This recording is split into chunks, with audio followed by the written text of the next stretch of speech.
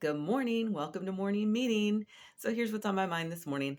I've been doing some substitute teaching, and there is, in my mind, nothing more tragic or frustrating than interacting with a teenage student, or even a middle grade student, but especially I think a teenage student who believes in their heart and their mind that they are worth nothing, that they can do nothing, and they can do nothing right.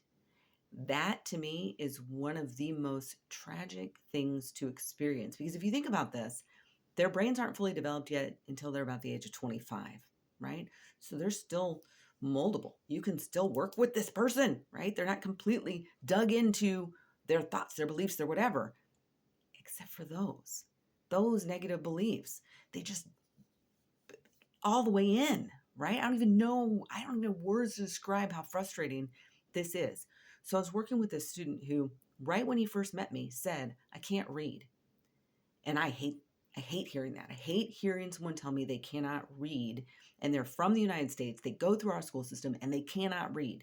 That is wrong. That is completely wrong. And there's lots of people who, yeah, probably need to take responsibility for that. But it's not necessarily the student. Something went wrong, and it went wrong really early in this student's life. It didn't just happen. This was a buildup of mistakes that occurred with this student, and that we were just failing this student. So I was interacting with this kid, and I said, okay, you're telling me you can't read. Let's try something. And so we were working with these cards. It was a small group of us, and everybody would pull a card, and they'd read the card, and he was perfectly fine participating in this. He didn't, go, no, I don't want to do it.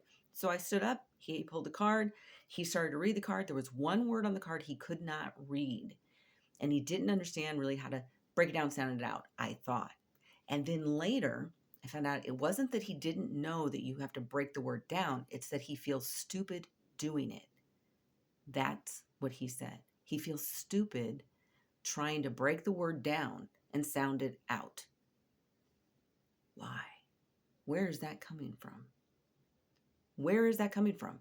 In my mind, that's coming from other people telling him he's stupid for having to do that. And that is tragic. That is a mistake. We collectively are failing some of our students in a really tragic way. Everyone in this country should be learning how to read and how to write. It's what opens up doors for people. That is the bottom line. There's really no arguing about that. It's what opens up doors of opportunity in so many ways. The ability to read and the ability to write. And so this young man, who can read, by the way, doesn't read well as compared to some other students. And that's for sure, that he really doesn't read as well as some other students, but he certainly can learn. And he certainly deserves that opportunity. He deserves to have people around him who are going to say, yes, you can. And here's how you do it. And here's how we're going to help you do it. So that was what was on my mind this morning. How can we do a better job helping students in this country learn to read and write? It is not, quite frankly, all up to the teachers to do that. That's part of their job, but it's not entirely up to the teachers. So what kind of things do you do to help the students in your environment learn to read and write?